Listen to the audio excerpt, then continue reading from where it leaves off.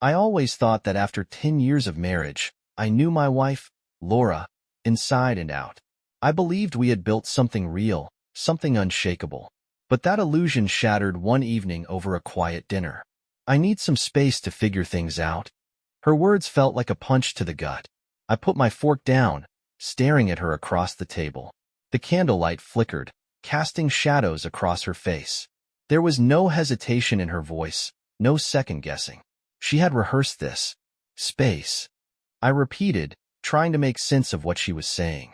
Yeah, I just feel like I've lost myself, and I need time to think, she said, swirling her wine glass, avoiding my gaze. Something was wrong. My gut told me this wasn't just about figuring things out. But I played along, nodding slowly. All right, I said, keeping my voice steady. How much space are we talking about? She hesitated, just for a second. Then, with a sigh, she said, I don't know. Maybe a few weeks? Maybe longer? That's when I knew. There was someone else. Because let's be honest, when a woman says she needs space, it never means she's taking a solo retreat to reflect on life. It means she's already halfway out the door. It means there's another man in the picture. I wanted to ask. I wanted to demand the truth. But instead, I forced a smile and nodded. Okay. That night, I barely slept.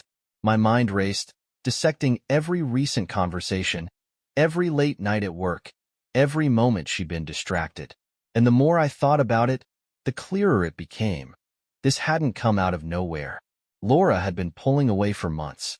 The extra hours at the gym, the sudden, constant texting, the change in her wardrobe, the way she smiled at her phone when she thought I wasn't looking. I had ignored all the red flags. And now, here I was, lying in bed next to a woman who had already checked out of our marriage. The next morning, I woke up early and made coffee, pretending everything was fine. Laura walked into the kitchen, wrapped in her robe, looking fresh and content, like someone who had made peace with a difficult decision. I'll start packing a few things today, she said casually, pouring herself a cup. Take all the space you need, I said, my voice even. She smiled, relieved, like she had expected a fight, but was happy I was being mature about it. But what she didn't know was that I had already made my own decision. She wanted space? I was about to give her more space than she ever imagined. Laura spent the next few days acting like a woman on vacation rather than someone who was stepping away from her marriage. She hummed to herself while packing a suitcase, took her time picking out her favorite outfits, and even scrolled through her phone with a lazy smile while sipping on coffee. It was insulting. Not once did she look sad, guilty, or conflicted. There was no hesitation in her movements, just a calm, almost excited energy. That's when I knew for sure. She wasn't figuring things out. She had already made her choice. And it wasn't me. I stayed quiet, playing along, nodding at her casual comments about needing to clear her mind. But inside, something cold and sharp settled in my chest. She thought she was in control. She thought she was dictating the terms of our separation. But she was wrong. The day she left, on the morning of her departure, Laura walked into the kitchen with a lightness I hadn't seen in years. She wore jeans that hugged her figure just right, a white blouse, and her hair was curled like she was heading off to a date rather than figuring things out. She picked up her coffee and took a deep breath, stretching as she let out a small, content sigh. I think this is going to be good for us, she said, smiling at me. I stared at her from across the kitchen island, my fingers wrapped around my own coffee cup. Yeah, I said, good for us. She thought she was leaving behind a man who would wait for her to come back, a man who would sit around, hoping she'd choose him again. I let her think that. Her suitcase was by the door, neatly packed.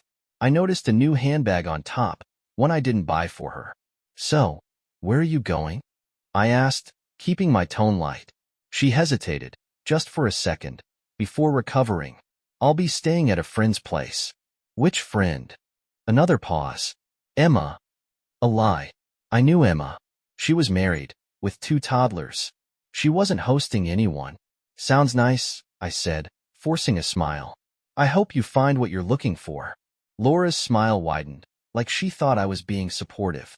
She stepped forward, leaned in, and kissed my cheek. I love you, she said, I had never heard words so empty.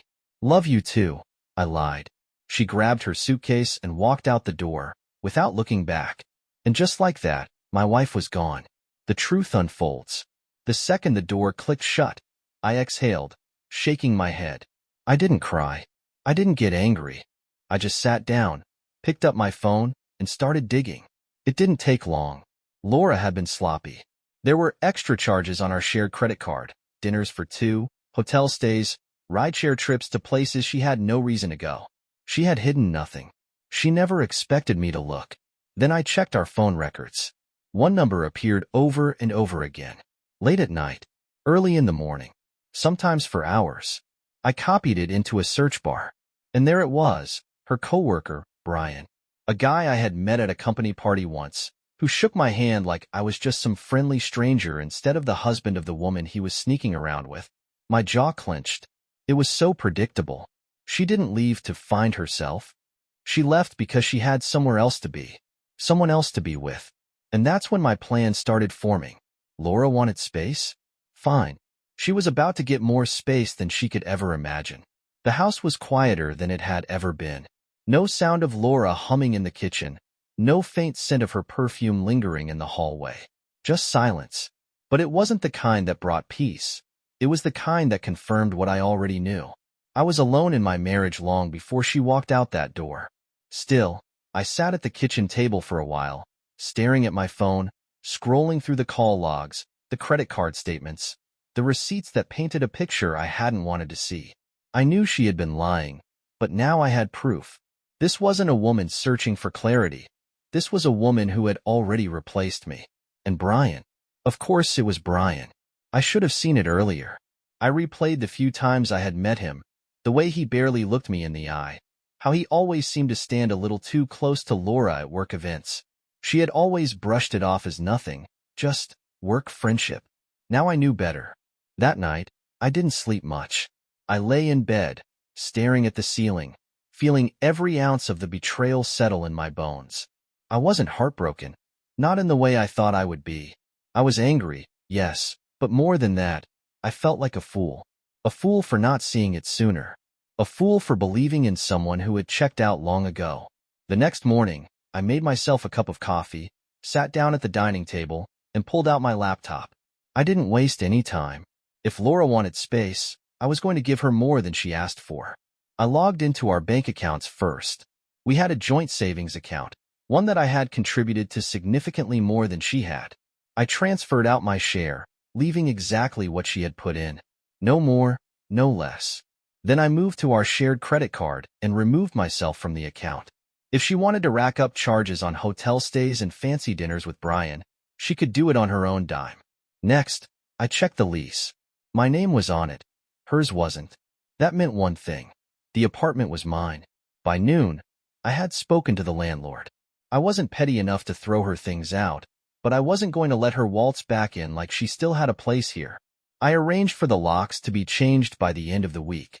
I wasn't waiting around for her to come back and string me along with half-hearted apologies. She wanted space? She had it. By the afternoon, I had packed up every single one of her things into boxes. Clothes, makeup, the fancy candles she loved, everything. I neatly stacked them in the living room, right by the door, ready for pickup. Then, I texted her. Hey, your stuff is packed. Let me know when you want to pick it up. It took her 3 hours to respond. Laura, wait, what? I thought we were just taking some time? I stared at the message, shaking my head. The audacity.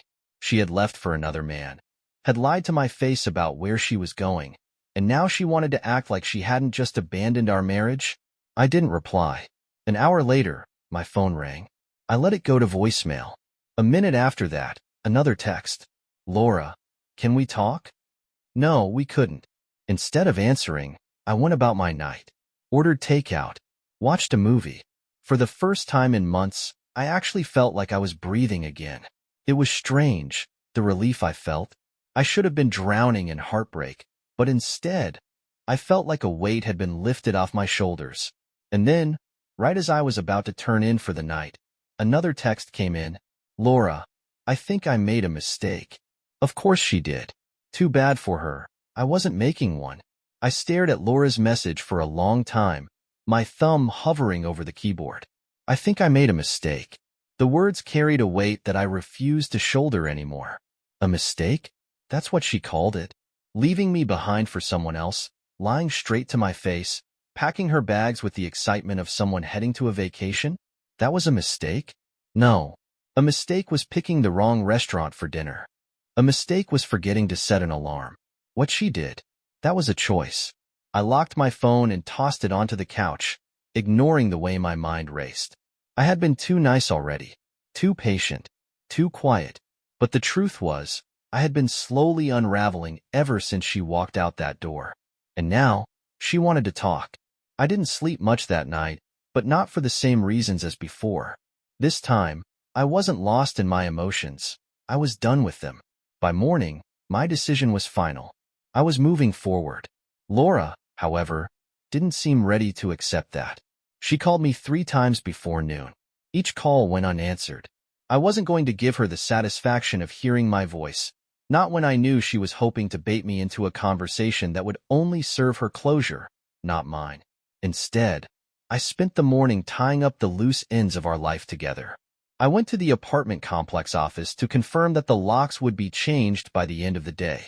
The property manager, an older woman named Diane, gave me a knowing look as she handed me the updated paperwork. "Break up?" she asked, a hint of sympathy in her voice. "Something like that." "Well, good for you," she said, signing off on the new agreement. "Women who ask for space usually mean, I want to keep you as a backup plan." I smirked. Not this time. When I returned home, Laura's things were still stacked neatly in boxes. I sent her one final text. "Me, your stuff is ready for pickup. I'll leave it outside. The locks are getting changed today." It took her all of 2 minutes to respond. "Laura, wait. Are you serious? I thought we'd talk first." "Me, nothing to talk about. You wanted space. I gave you space." "Laura, this isn't what I meant." "Me, it's what you got." She called again. I ignored it. A minute later, another message. "Laura, please, don't do this. I just need to explain." I could already picture her sitting in Brian's apartment, probably pacing back and forth, realizing the safety net she had kept me in was snapping shut. But I wasn't playing her game. Instead, I stepped outside, grabbed her boxes, and carried them to the front of the building. Just as I set the last one down, a car pulled up. And there she was. Laura stepped out, wearing oversized sunglasses, her hair pulled into a messy bun. She looked tired, like she hadn't slept much either. But as soon as she saw me, she hesitated. For a moment, neither of us spoke. Then, she slowly removed her sunglasses, revealing red-rimmed eyes. "You're really doing this," she said quietly. I crossed my arms. "Yeah, I am." She let out a shaky breath. "Can we talk inside?" I shook my head. "No need." Her eyes darted to the boxes. "You packed everything?" "Yep." She swallowed hard, shifting on her feet. I didn't think you'd just let me go." I let out a humorless laugh. "Let you go? You left." "I just made sure the door stayed closed." She opened her mouth, then closed it, as if she didn't know what to say. She was expecting resistance, an argument, some kind of reaction. But I had nothing left to give. A car door slammed, and we both turned. That's when I saw him, Brian, sitting in the driver's seat of his sleek little car, watching us like he wasn't the reason we were standing here in the first place. Laura flinched, as if realizing too late that she had brought him here. And I just smiled. "Wow," I said, shaking my head. "You couldn't even come alone?" "It's not like that," she rushed out. "Isn't it?" I gestured to Brian. "Seems like exactly that." She took a deep breath, stepping closer. "I didn't mean for it to happen like this." "Right?" I said, my voice laced with sarcasm. "You just accidentally packed your bags, lied to my face, and ran off to be with him. Totally unplanned." Her face crumpled. "I made a mistake." I chuckled. "Yeah, you did." She took another step forward, lowering her voice. "Can we just talk? Please?" I glanced past her, locking eyes with Brian. He looked uncomfortable now, probably realizing this wasn't going the way they had planned. Good. Turning back to Laura, I met her gaze head-on. No. Her breath hitched. What? I exhaled, shaking my head. No, Laura. No, we can't talk. No, I don't want to hear your excuses. No, I'm not giving you another chance. She blinked rapidly, like she couldn't process the words. But I cut her off. You wanted space? You got it. I stepped back toward the door, nodding toward the boxes. Take your things and go. She stared at me, waiting, like she thought I might change my mind. I didn't. Finally, after what felt like forever, she exhaled shakily and turned away, walking back to the car. She climbed into the passenger seat without another word. Brian hesitated for half a second before starting the engine. As they pulled away, I watched them disappear down the street. Then, for the first time in weeks, I walked back inside my home and shut the door. And I smiled, because for the first time in a long time, I was free. The silence in the apartment felt different now. Before, it had been suffocating, filled with unanswered questions and the weight of Laura's betrayal. But now, as I stood in the middle of the living room, staring at the empty space where her things used to be, it felt lighter. I was alone, but for the first time, it didn't feel like a loss. It felt like a beginning. I grabbed a beer from the fridge, popped the cap, and sat on the couch. No texts, no calls, no lingering tension in the air. Just me, finally free from the weight of a marriage that had been dead long before she walked out. But just as I was about to take my first sip, my phone buzzed. Laura. I exhaled sharply, debating whether to even look at it. But curiosity won. I unlocked my phone and read the message. Laura, I know I messed up. Can we please meet? Just one last time? I snorted. One last time.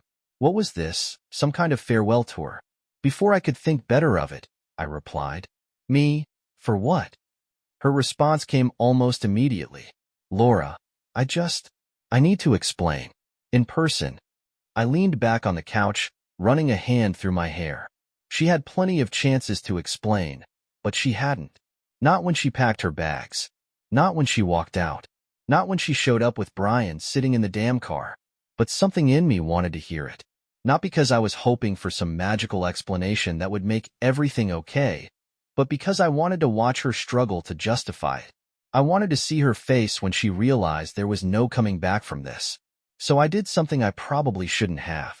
Me, fine. Tomorrow. Noon. Coffee shop on 5th.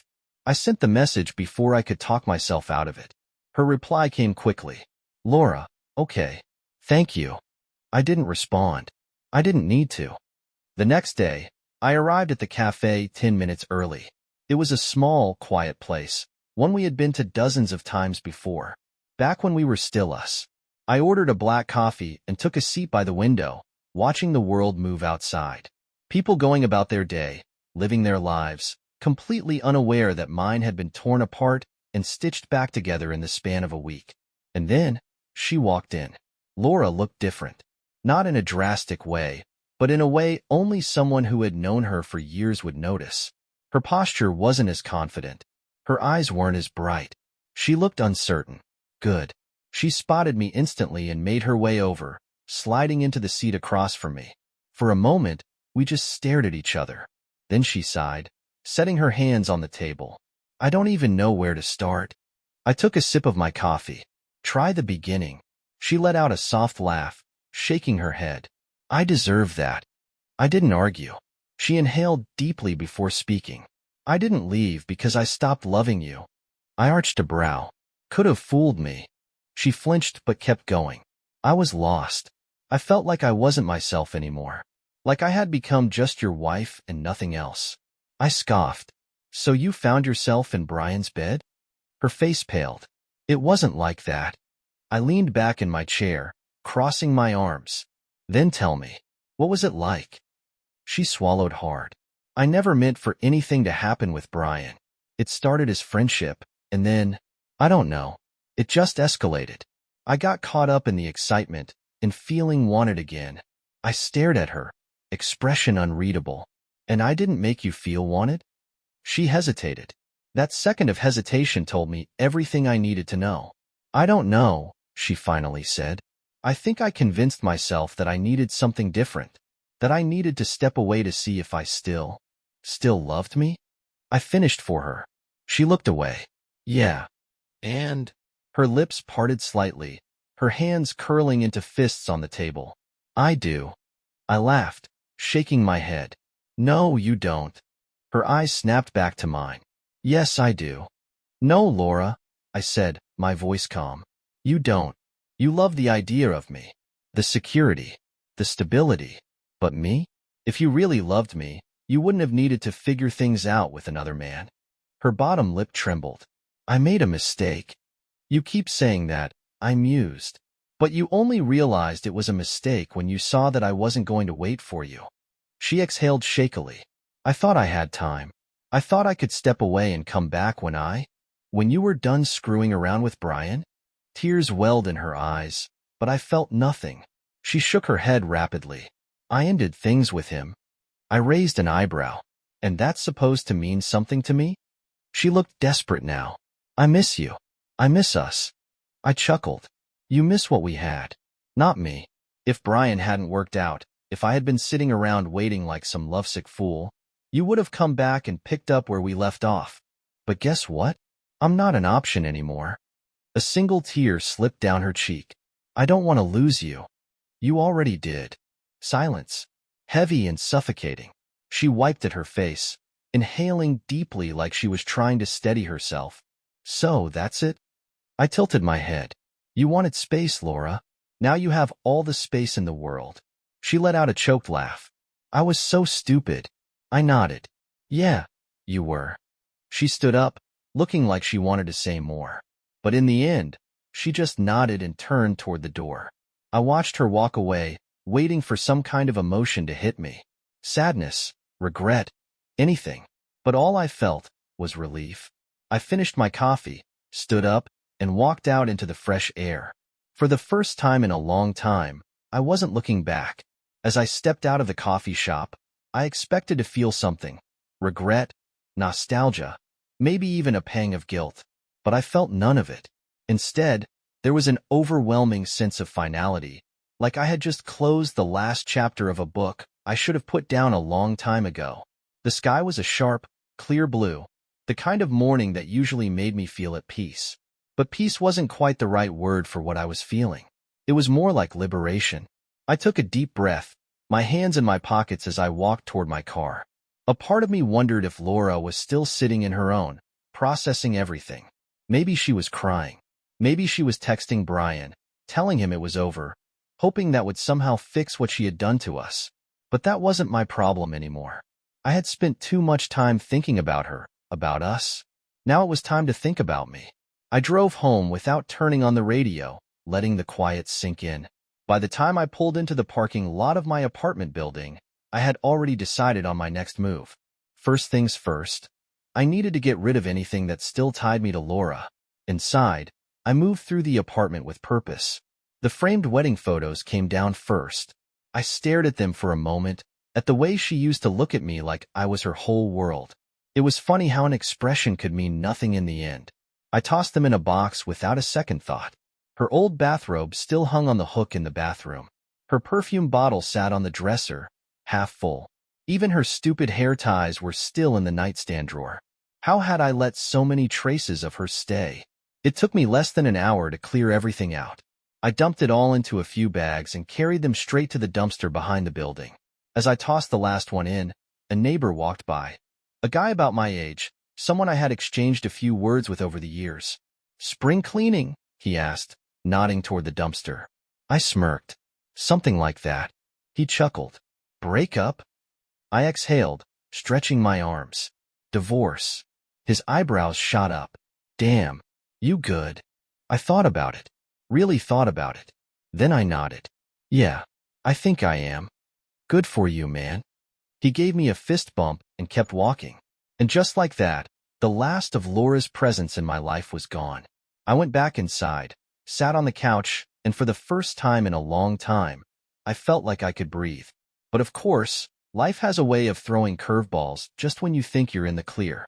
Because less than 20 minutes later, my phone buzzed again. I sighed, assuming it was another text from Laura. Maybe another desperate attempt to reel me back in. But when I glanced at the screen, it wasn't her name that popped up. It was Brian's. I blinked. I hadn't even saved his number, but there it was, the same one I had found in Laura's phone records. What the hell did he want? Curiosity got the best of me. I swiped to open the message. Brian, hey man, can we talk? I let out a humorless laugh. Now this was interesting. I wasn't planning on responding, but a minute later, another text popped up. Brian, it's important. I wouldn't reach out if it wasn't. My first instinct was to tell him to go to hell. But then I thought about it. What could possibly be so important that Laura's affair partner needed to speak to me? I was done with drama. Done with Laura. But something in my gut told me this wasn't just about her. So, against my better judgment, I replied. Me? Talk about what? His answer came almost instantly. Brian, it's about Laura. And it's bad. I stared at Brian's message for a long time, my thumb hovering over the keyboard. It's about Laura. And it's bad. A few days ago, I would have dropped everything to rush to her side, desperate to fix whatever mess she had gotten herself into. But now I wasn't sure I cared enough to respond. Still, curiosity gnawed at me. Me? What do you mean bad? Brian started typing immediately, but then the dots disappeared. A minute later, they popped up again, then disappeared once more. He was hesitating. Good. That meant whatever he wanted to say wasn't easy. Finally, the message came through. Brian, can we meet in person? I'll explain everything. I frowned. Hell no. The last thing I needed was to sit face to face with the guy who had helped blow up my marriage. Me, not happening. Say it here. Another pause. Then, Brian, fine. Laura's been lying to both of us. I raised an eyebrow. No shit, Sherlock. Me, that's not exactly breaking news. Brian, I mean about everything. About us, about you, about why she left. She played me too, man. That got my attention. Me, explain. The next message took longer, like he was making sure to word it carefully. Brian, I thought we were serious. She told me she was done with you, that she was only staying in the marriage because she didn't want to leave without a plan. But the whole time, she kept saying she needed to take things slow with me. Now I know why. I leaned back on the couch, gripping my phone a little tighter. Me, why? Brian, because I wasn't the only one. My stomach dropped. Me, what?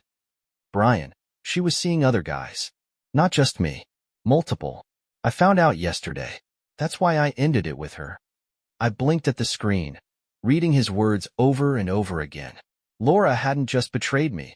She had been running the same game on Brian. And apparently, he wasn't even the only one. Me, how do you know? Brian checked her phone when she left it unlocked. Messages, calls, pictures. She was juggling at least 2 other guys. One of them was married. The other was her gym trainer. I let out a sharp breath, shaking my head. Of course, I should have known. Laura had been acting differently for months. It was never just Brian. He had just been the most convenient option.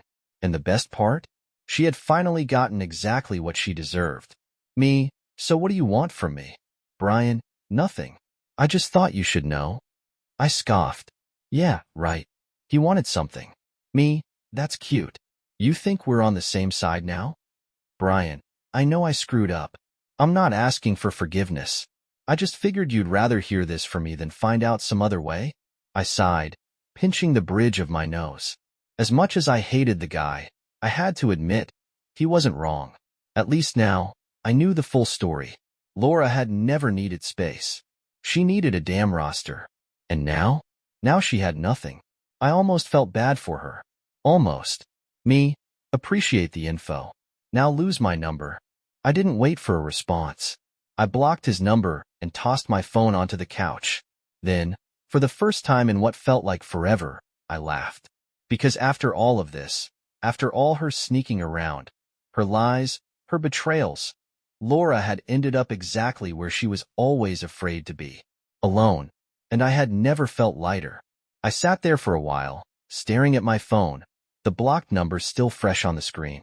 Brian's words echoed in my head. She was juggling at least 2 other guys. One of them was married. The other was her gym trainer. So much for needing space. For so long, I had blamed myself, wondering where I went wrong, what I could have done differently. But now, the truth was clear. Laura had never been searching for anything. She had just been collecting options, hedging her bets, keeping one foot in the door while testing the waters with someone else. And she had played Brian the same way. I should have been furious, should have felt humiliated. But instead, I felt nothing. Nothing but relief. I wasn't the fool anymore. She was. I stood up, stretched, and made a decision. It was time to celebrate. Not in a go out and get drunk kind of way. I wasn't about to drown myself in distractions. No, I wanted to mark this moment in a way that actually meant something.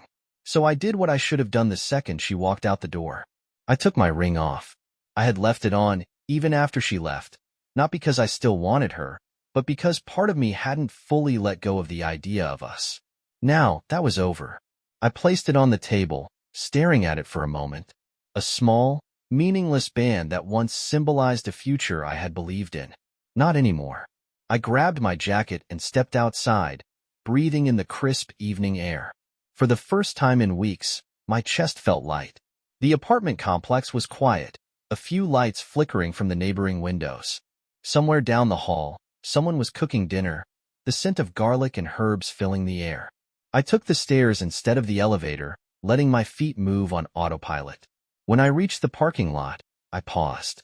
Then, with a small smirk, I pulled my arm back and threw the ring into the night. It disappeared into the darkness, landing somewhere in the grass with a faint ping. And just like that, it was gone. A weight lifted off my shoulders, and I exhaled, feeling something I hadn't in a long, long time. Freedom. As I walked back to my apartment, my phone buzzed again. I ignored it. Laura wasn't my problem anymore. And for the first time in a long time, I wasn't waiting for her to come back. I was moving forward, without her. And that felt damn good.